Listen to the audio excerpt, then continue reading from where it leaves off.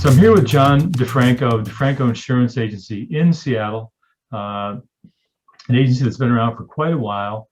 And we're going to talk a little bit about earthquake insurance. I don't think it's any secret, John, that Seattle sits on a major subduction zone. Earthquakes are something you live with, always a possibility, always looming out there. So I guess the question that I'd like to start with is, you're a homeowner, you have homeowner insurance. Are you protected against damage that might be a result of an earthquake? Well, there are obviously exclusions on a homeowner policy. Two of the main exclusions are earthquake and flood.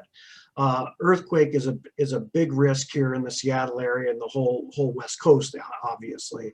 Our last earthquake, major earthquake, was the Scully earthquake that happened February 28th, 2001.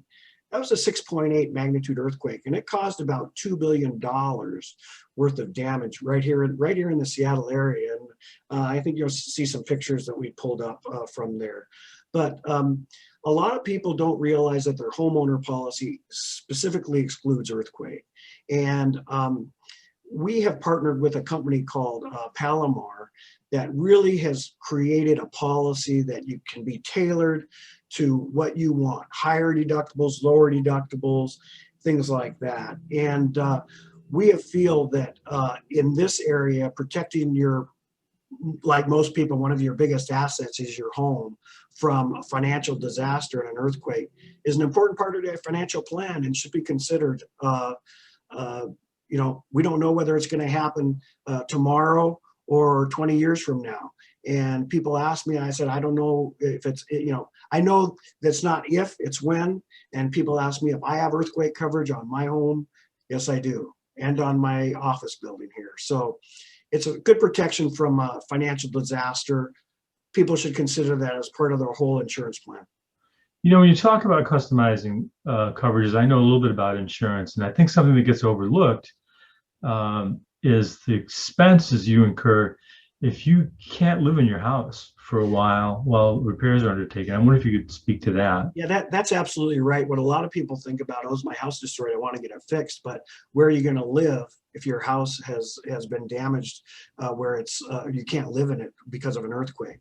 And that's where coverage called additional living expenses comes in on the Palomar policy.